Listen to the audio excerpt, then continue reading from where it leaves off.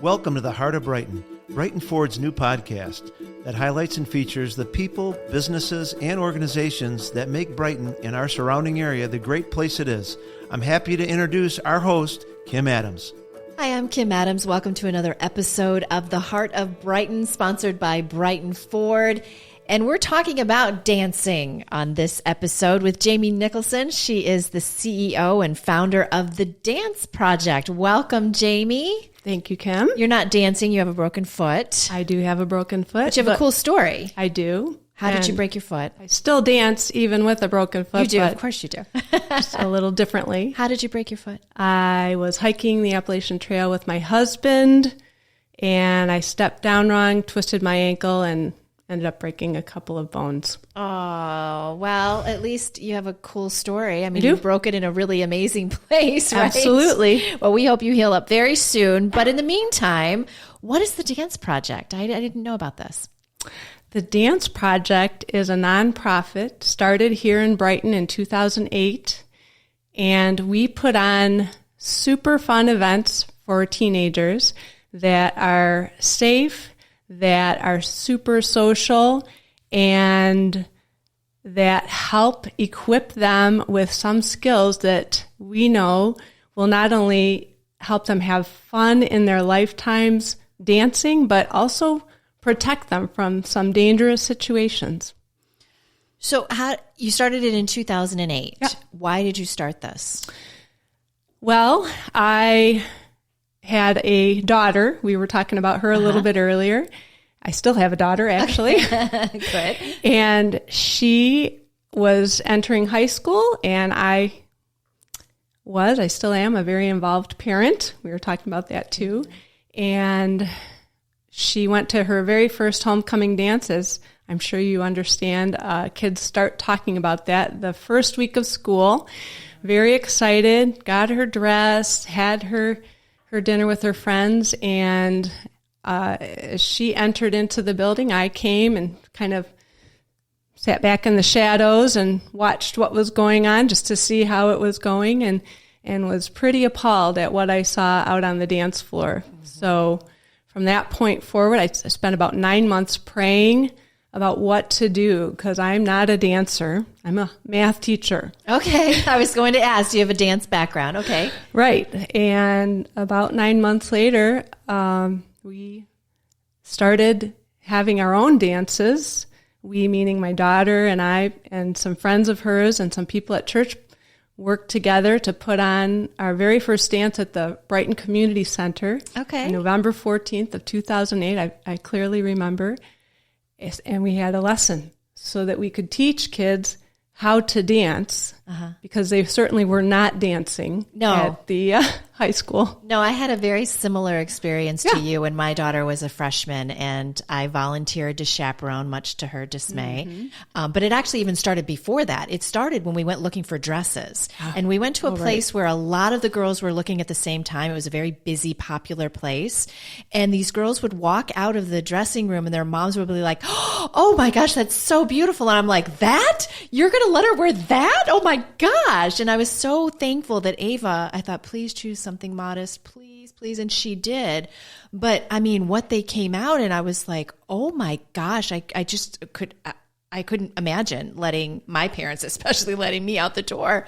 So it started there. And then once we got to the dance, you're right. I mean, nobody was dancing. I mean, they were just mashed together, grinding on each other. And it was really shocking. I mean, and you know, I was just shocked. I felt like you. I was like, this is a homecoming dance? Yeah.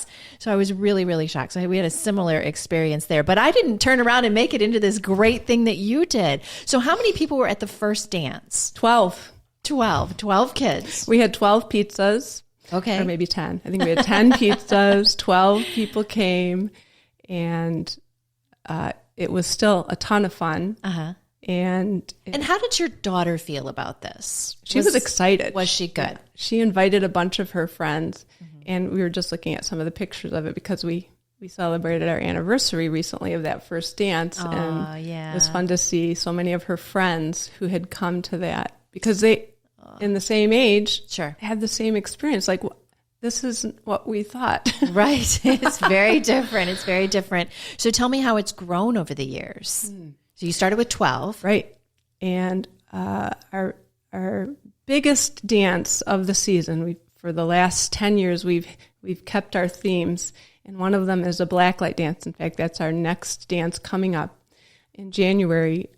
I'm going to say in 2015, somewhere around there, we had about 300 kids show up to that dance. So from 12 to 300, and we're averaging between 150 and 200 at every dance. Yep. That's really great. So who is the dance open to? Who can come to the dance? Everybody. In fact, all ages. We target grades 7 through 12 because we have a very specific mission as it pertains to school dances. We want to equip our teens with the fun dancing, the swing dancing to popular music so that when they go back to their schools, they can swing dance to the popular music and help others learn and create a ripple effect. So that's our target audience, but so many of our older kids, we'll say kids, right, in their late teens, early 20s, we want to come too. And we love having them come back. They serve,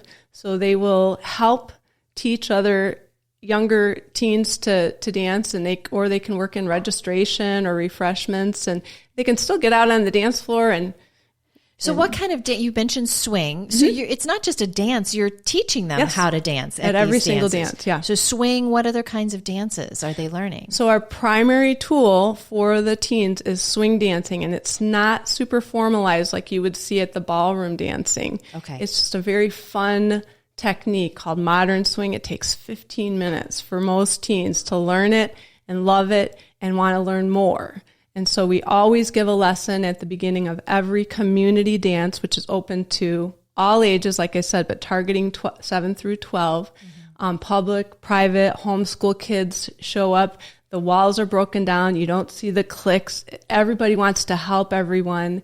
And even the younger kids are allowed to come as long as their parents also come and stay with them, because we love that they come maybe just for a little bit and are looking at the older kids. Yeah.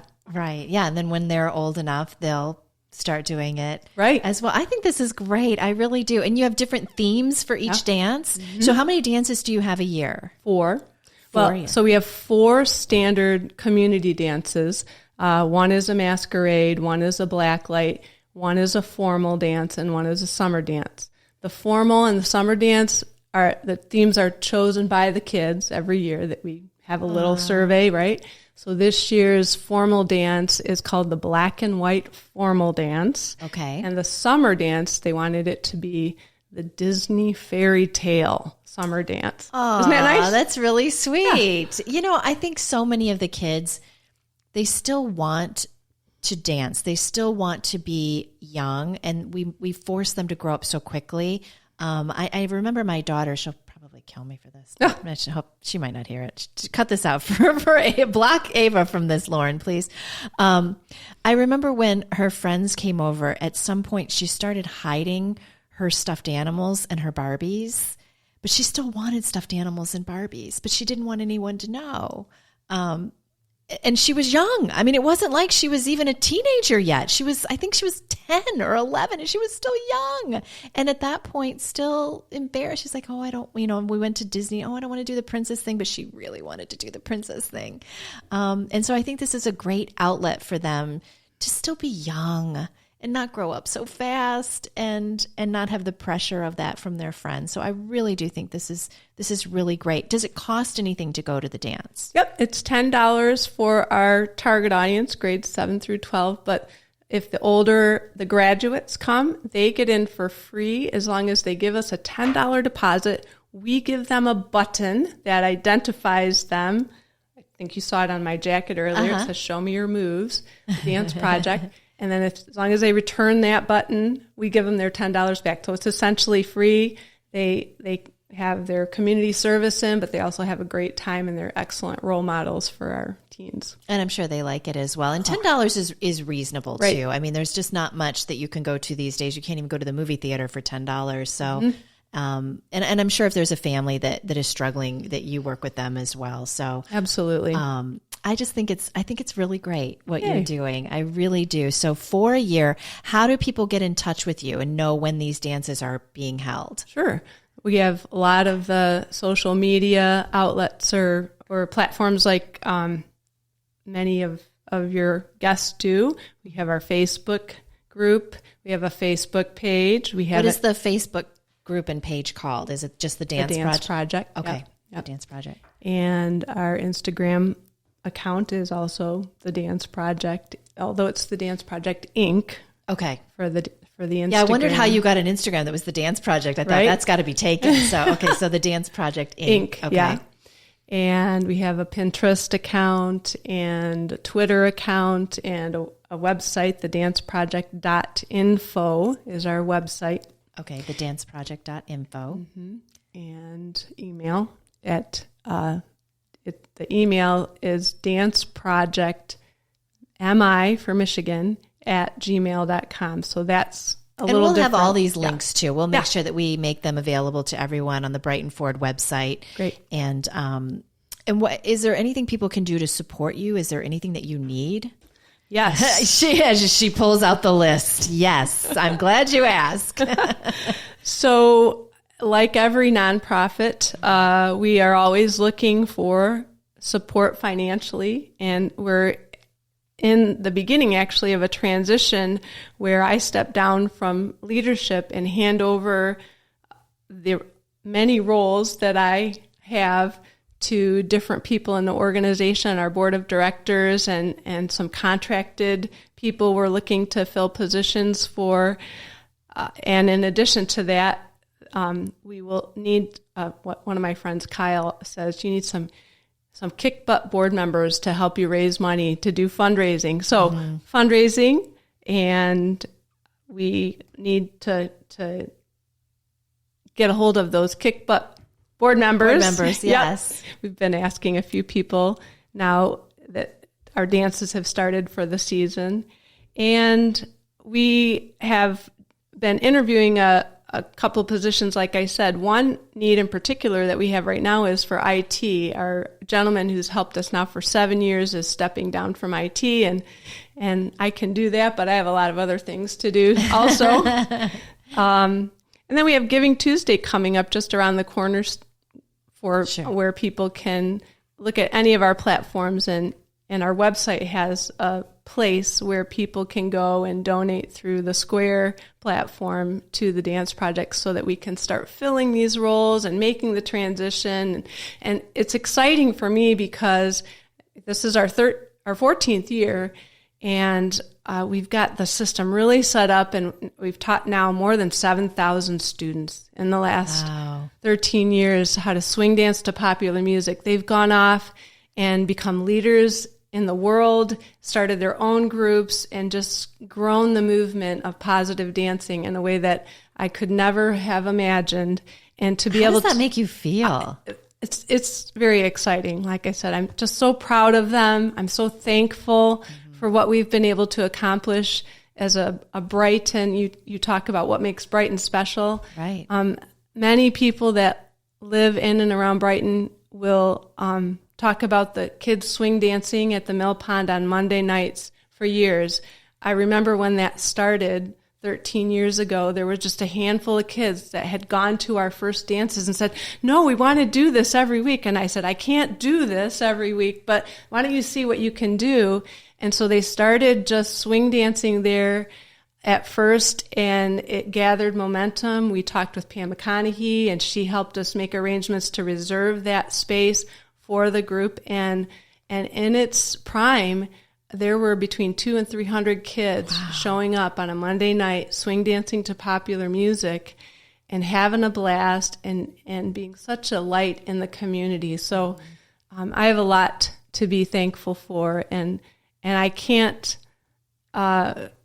say enough about our church, Cornerstone Church in Brighton, who has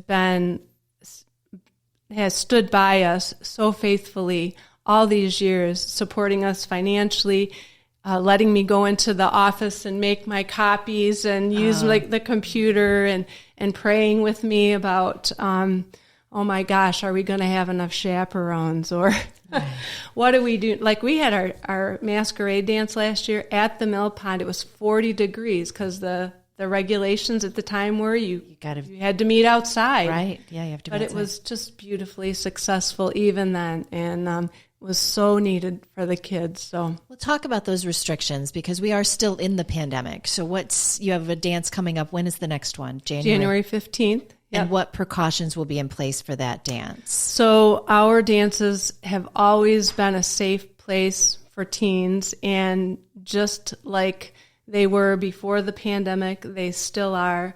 We teach young men and young women how to approach each other on the dance floor and how to say no if they're not interested. And not only that, but how to raise awareness if something is happening that they're not comfortable with, to stop that, because that's one of the issues that we saw at the school dances and still see, by the way. So what about COVID concerns? So COVID concerns, we have the hand sanitizers, we did the temperature checks at our events, and we always encourage the kids to wash their hands and take proper health care of themselves, not to come if they're sick and that kind of thing. Sure. So, well, I wish you well. Again, the website for those of you that do want to help the Dance Project is thedanceproject.info, and we will have all of that information. But Jamie, thank you so much for what you do for our kids. You've made a difference in over 7,000 kids' lives. And again, I will never forget that first homecoming dance that I went to, and I was shocked. I was really shocked. And there was no alternative to it. And you've provided that alternative in a safe and healthy way for these kids. So we appreciate you very much. Thank you for contributing to the Brighton community. Thank you, Kim, and thanks for having me on the show. Of course, absolutely. And again, if you want more information on the Dance Project, you can always contact them on all their social media channels, which we'll have a link to here as well. Thank you again for being a part of The Heart of Brighton, sponsored by Brighton Ford.